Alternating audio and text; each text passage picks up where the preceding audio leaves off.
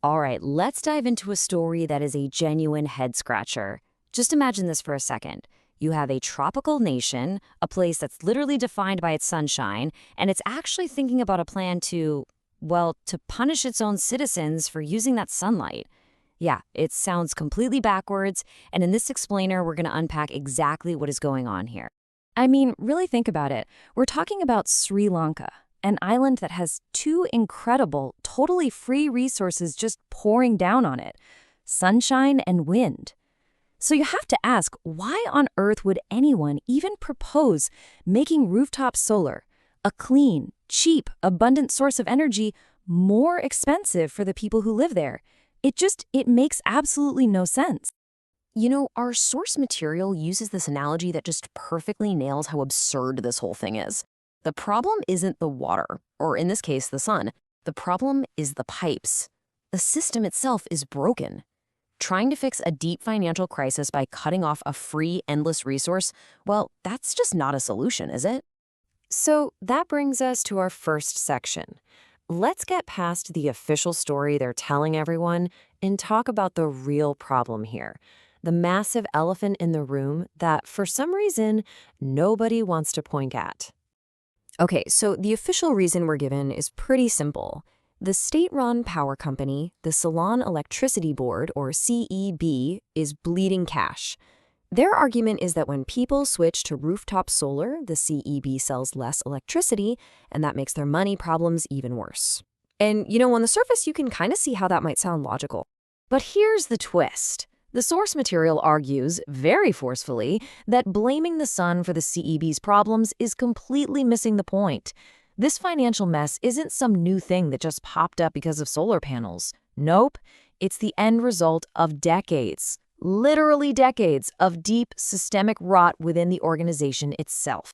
So what does this systemic rot actually look like?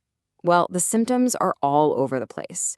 A long history of buying equipment and supplies at crazy high prices, sticking with outdated, inefficient ways of doing things, and keeping a workforce that's way, way bigger than it needs to be.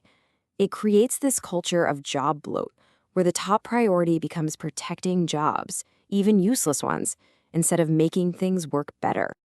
And look, this isn't just some abstract problem you'd read about in a business textbook. This inefficiency has a real, massive cost, and guess who ends up paying for it? The public, of course. Let's just put a number on it. According to the source, some meter readers at the CEB can pull in over 100,000 Sri Lankan rupees a month.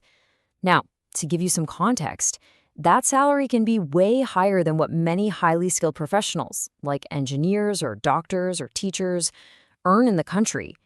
It's a huge red flag that the system is not designed for efficiency. And if you want the perfect little story that captures this whole mess in a nutshell, you have to hear about what the source calls the transponder farce. It's an absolutely perfect case study in how you can spend a ton of money on modern technology and have it be completely defeated by an organization that just refuses to change. Just look at this breakdown. The promise was modernization, new digital meters for everyone. But the reality?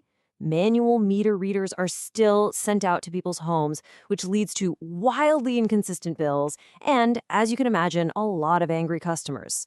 So the country paid for all this new tech, but it's also still paying for the old, redundant jobs, mainly because powerful unions have prioritized keeping those jobs over actually moving forward.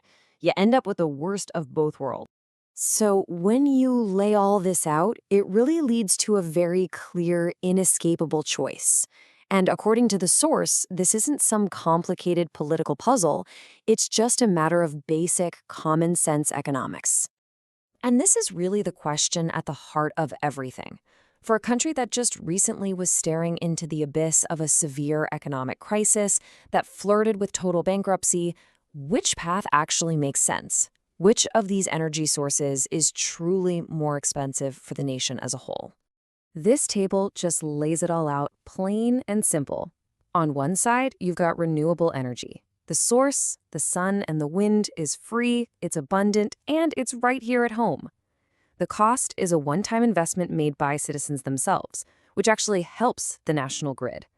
On the other side, you've got fossil fuels. They have to be imported using precious foreign currency, their prices are all over the place, and they just dig the country deeper into debt and dependency. For a nation trying to get back on its feet, the choice couldn't be clearer.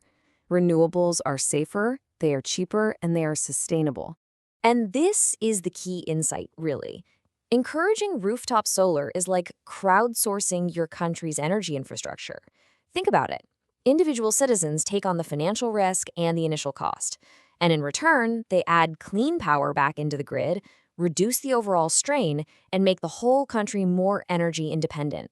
All without the state having to spend a single rupee. It is an unbelievably good deal for the nation. And that's why this quote is just so spot on. This shouldn't be a political issue at all. It's a practical one. The sun shines on everyone, no matter who they vote for. When you start looking at a fundamental resource like energy through a purely political lens, you totally lose sight of the logical, common-sense solution that helps everybody. So in the end, this whole debate isn't really about saving the Ceylon Electricity Board as it exists today. It's a much, much bigger choice. It's about deciding whether to finally, after all these years, tackle the expensive, broken parts of the system, or to instead punish the very people and the very technology that represent a way forward to a better, more stable future. And so we're left with this final, really provocative question from the source material.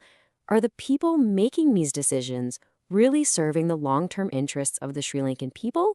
Or are they just serving the blood-sucking inefficiencies of an old, broken system that has, both literally and figuratively, kept the nation in the dark for far too long? It's definitely a question worth thinking about.